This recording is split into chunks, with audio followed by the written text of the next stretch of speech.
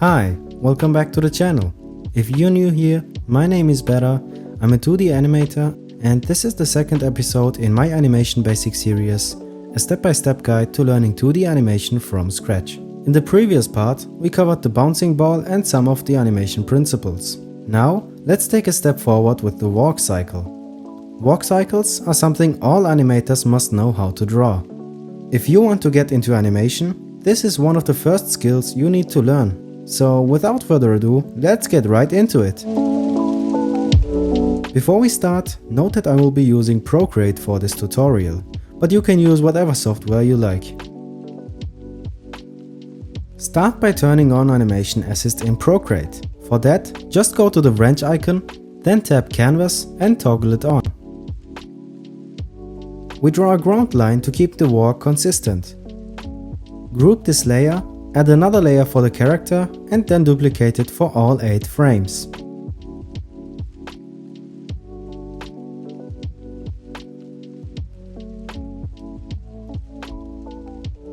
We will be animating on 3s. But before we continue, what does animating on 1s, 2s or 3s actually mean? In Japanese animation, the usual frame rate is 24 FPS. When we animate on 1s, each frame is played for 1 frame long, so it's 24 FPS. On 2s, each frame is played for 2 frames, so the actual frame rate becomes 12 FPS. And on 3s, each frame is played for 3 frames long, so the actual frame rate becomes 8 FPS. This is used because this way we can vary the frame rate in a scene depending on what happens. To keep things simple, we just set the frame rate to 8 FPS in Procreate to simulate animating on 3s. Also, I recommend using onion skin. It allows you to see the previous and next frames as a reference. Now let's actually get into drawing the walk cycle. For the walk cycle, we will draw 8 keyframes to keep it simple. Those keyframes consist of 4 key poses: the contact pose, the down pose, the passing pose, and the up pose. After the 4th pose, we repeat it from the contact pose again, but mirrored. We start with the first contact pose. In this pose, one foot reaches forward and touches the ground with the heel, while the back leg extends fully behind. The toes of the back foot are just about to lift off. When drawing a human body, I always try to construct it with very basic 3D shapes, like cubes, cylinders and spheres.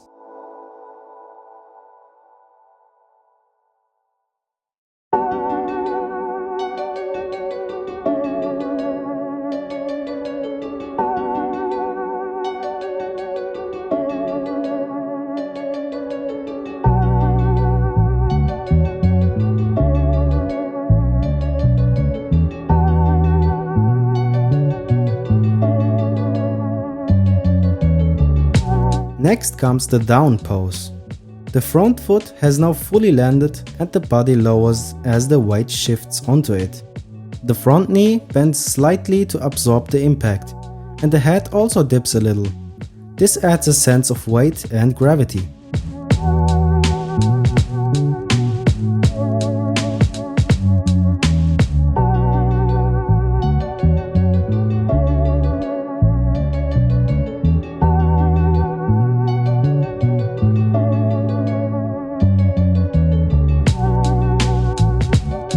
Now let's get to the passing pose.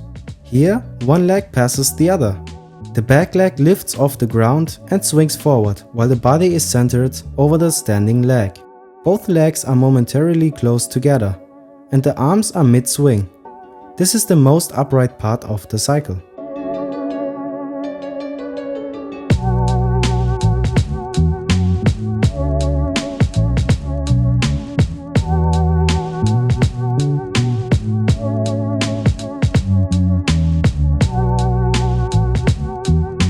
In the up pose, the body rises slightly.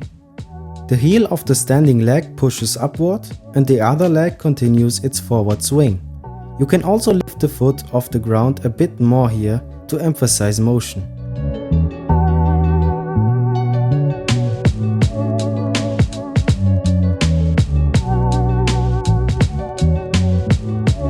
I also sketched the arcs here to make sure I don't mess up the length of the arms and legs.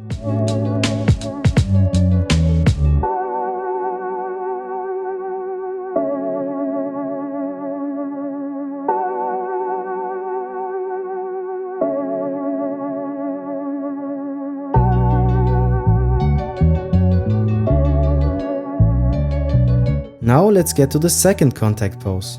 The opposite leg now reaches forward to land, just like the first one. The back leg extends behind again. The walk is symmetrical, so this pose mirrors the first contact.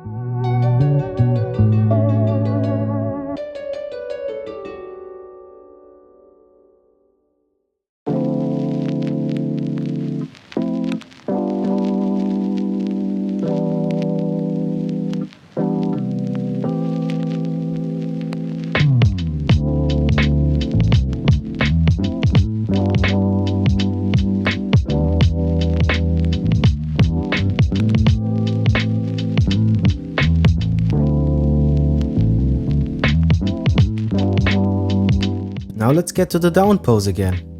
It's the same as the down pose from A2. The front leg bends under the weight and the body lowers. Make sure to match the height and the curve of the first down pose to keep the motion consistent.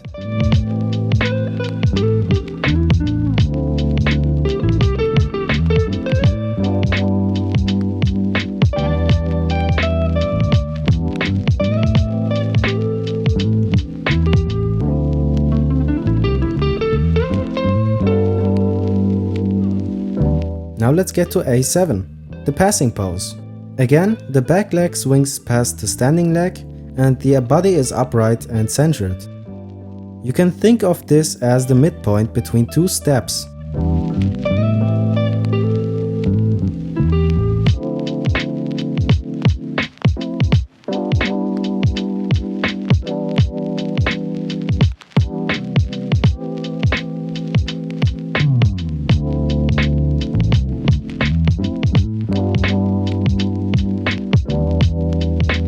Now let's get to the final up pose.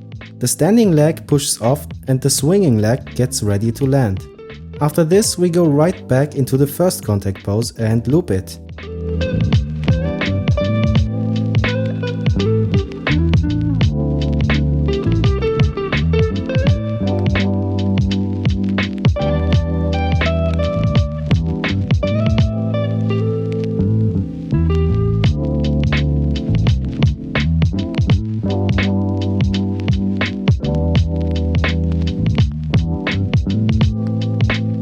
I also drew the walk cycle from the front perspective. To do this, I made some guidelines to keep the height and proportions of the character consistent. When doing this, keep in mind that you have to foreshorten the arms, shoulders and legs.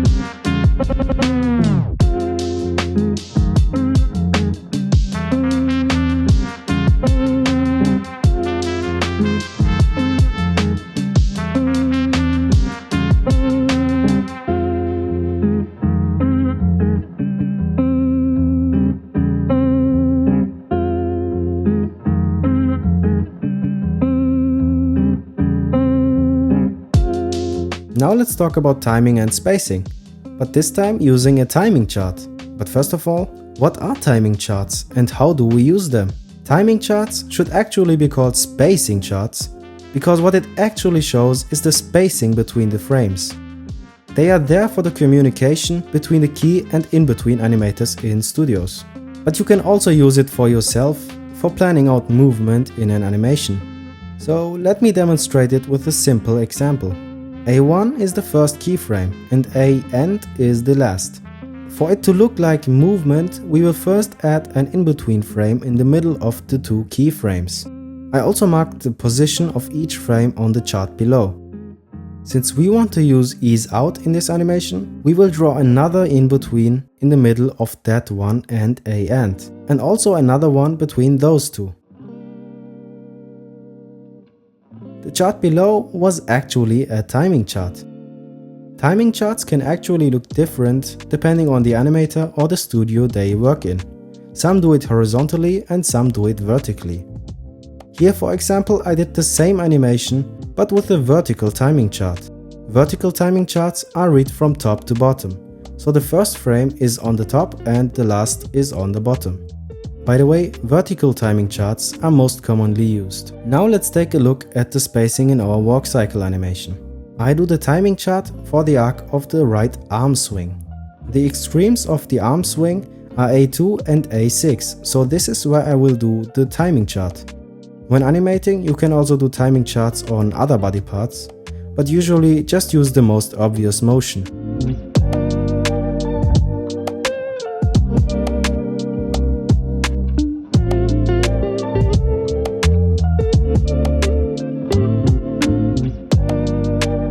As you can see, there is an ease out motion since there are more frames at the end of the arc.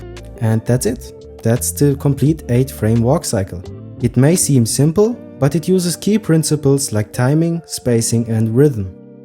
Thanks for watching. If you found this tutorial helpful, please leave a like and subscribe to the channel so you don't miss any new tutorials in the future. In the next video, we are gonna animate a run cycle. So stay tuned and see you in the next one.